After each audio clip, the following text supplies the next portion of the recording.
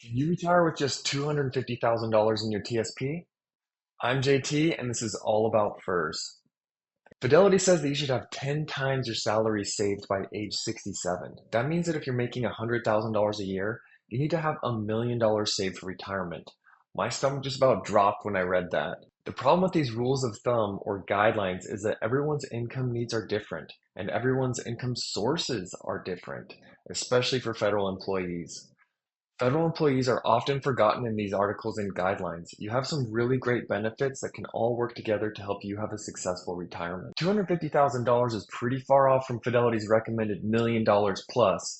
Advisors love to start with the investments. The conversation often dwells on the investments themselves rather than the investor. So let's shift the conversation from the investments to you. How much money do you need each month to continue your lifestyle? A good place to start is look at how much money you're spending now. Once you have that number, we can look at where that income will come from in retirement.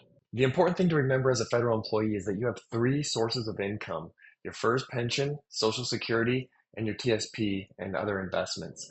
We call these the three pillars of your federal retirement.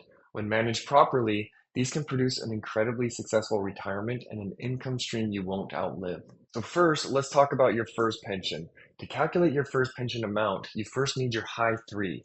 This is the average of your three highest consecutive years' basic pay. Then you multiply your high three by your years of service.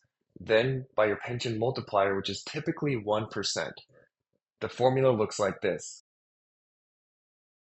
So for a federal employee who has a high three of $100,000 and 30 years of service, the formula would be 100,000 times 1% times 30. That equals $30,000 per year or $2,500 per month gross. Now let's look at the deductions. There are three that most federal employees will have: a survivor benefit, health insurance, and taxes. The cost of a survivor benefit is 10% of your pension, in this case, $250 a month. For taxes, let's assume a 20% rate. The survivor benefit is not taxable, so 20% of $2,250 a month is $450 per month for taxes. For health insurance, let's assume $560 per month. The net pension amount is $1,240 per month. The next step is to look at your Social Security benefit and decide when you want to start Social Security. Check out our other articles and videos discussing this topic. We dive into topics like when to start Social Security, coordinating spousal benefits, and the FERS supplement. If you haven't already, go to the Social Security website, ssa.gov, and create a My Social Security account. You can review your earnings record and you can see your benefit amounts at different ages. The average Social Security benefit is around $1,500 a month, so let's use that number in today's discussion. If you're married, your spouse may be eligible for their own benefit as well. Let's assume this spouse will claim a spousal benefit in this case, which is half of the $1,500 a month, so $750 per month. That gives us a total of $2,250 per month in Social Security benefits. Social Security is up to 85% taxable. And if you're over age 65, then Medicare premiums are withheld from that as well. So $2,250 times 85% is $1,912 of taxable Social Security. Let's use that same 20% for income taxes. That's $382 of tax per month. Medicare premiums in 2023 start at $165 a person.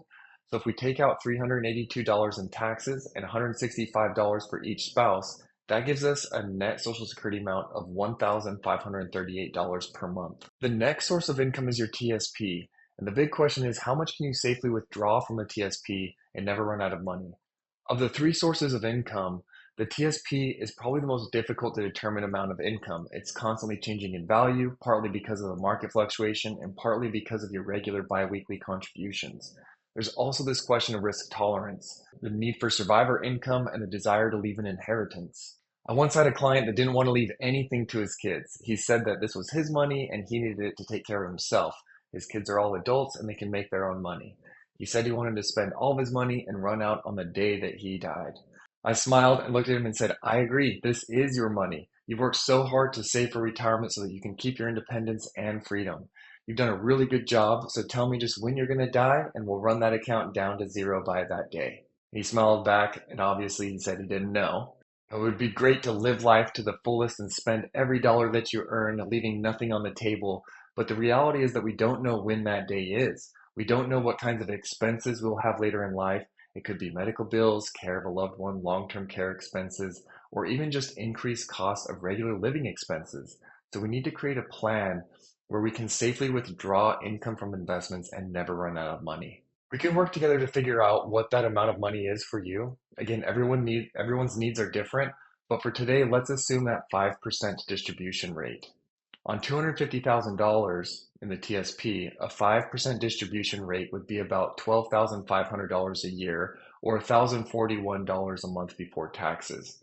Again, let's assume that 20% tax withholding, that would give us about $832 a month net. So if we add up all these sources of income, it will give us our spendable monthly income. We said the FERS pension was 1,240, Social Security is 1,538, and the TSP is $832 per month.